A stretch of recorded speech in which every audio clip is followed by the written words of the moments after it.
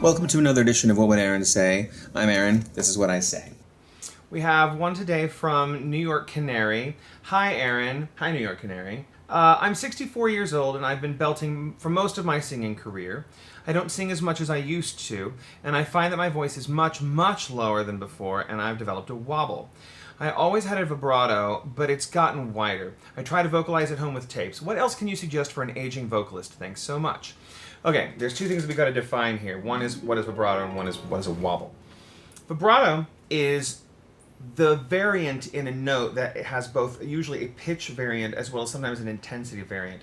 So there's straight tone, which is just and then vibrato is that with some kind of a pitch variant in it. Some people think that the airflow makes the vibrato because the chords are vibrating, but that's like saying that I drag the violin bow across the violin and that string is vibrating and therefore it has vibrato. Well, no, the hand would need to make the vibrato because it has to change the string length.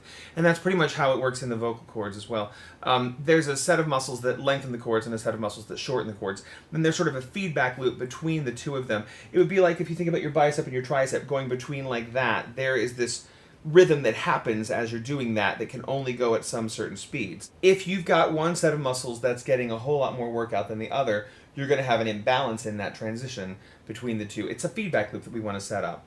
So if you've been belting for a long time, and let's presume that you're the kind of belter where you're getting louder to go to higher notes, which is something I'm famously not all for.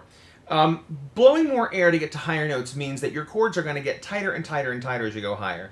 Then you figured out at some point how to make a vibrato in that, so you've got these tight chords that you're making a vibrato happen within.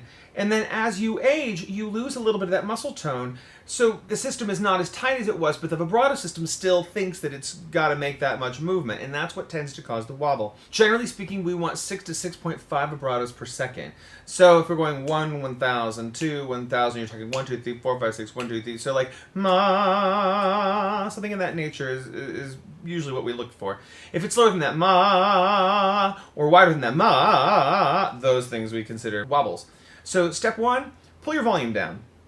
Start working from a straight tone into a vibrato quietly. So if you're going ma, and try to make it less than a half step difference in the pitch. Also, make sure you're not changing your breath to get your vibrato. There's a number of systems of vibrato, and some of them are really insane, like chop people up and eat them insane.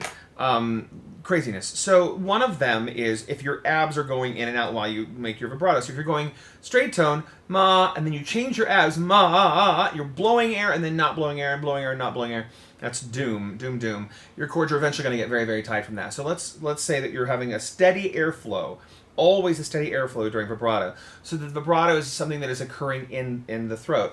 Some people also like to pretend that vibrato is an automatic phenomenon. If vibrato was an automatic phenomenon, then it would occur among genetically identical populations, like you would have the vibrato of your parents. But you don't. Instead, you have the vibrato that goes with your musical culture. You can spot a Cher fan a mile away. So vibrato is clearly a learned behavior, as I just demonstrated with the idea that you sound like what you've been listening to. If you've never heard opera, you're not going to have an operatic vibrato. And if you've never heard Cher, you're not going to have Cher's vibrato.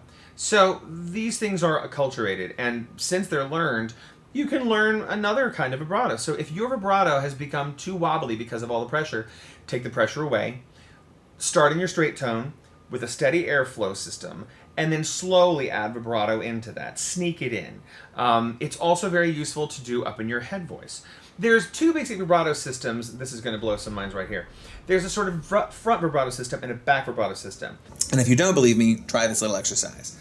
Take a low note, ma, something in chest voice, sing a straight tone, add vibrato, ma, and you'll feel that feels like it's in the front of the throat.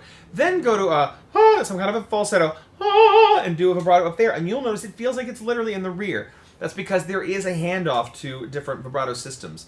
Also keep in mind that your vibrato will tend to cause whatever circumstances existed when it was invented. So if you learned ma vibrato and then you go to sing pop, ma, and add vibrato, ma, it's going to try to pull you in that position. So it's very likely that whatever has been associated with this wobble, besides being mechanically true, is also something you've associated with.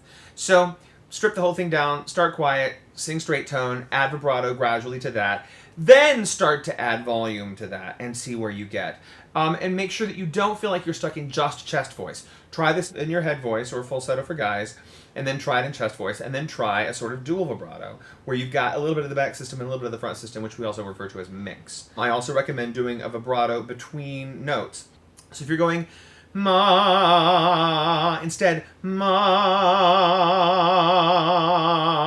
vibratoing between the notes will help to separate the vibrato system from the pitch governing system, because we don't want the vibrato to get stalled between notes, or just quit altogether, or get wild and crazy between the notes.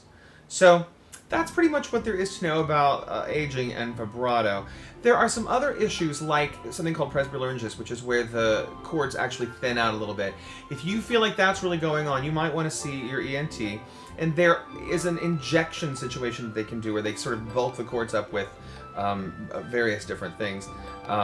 And that may be what you need, but I don't bet so. I wouldn't do that until I had first exhausted all voice therapy options. So that's what I say.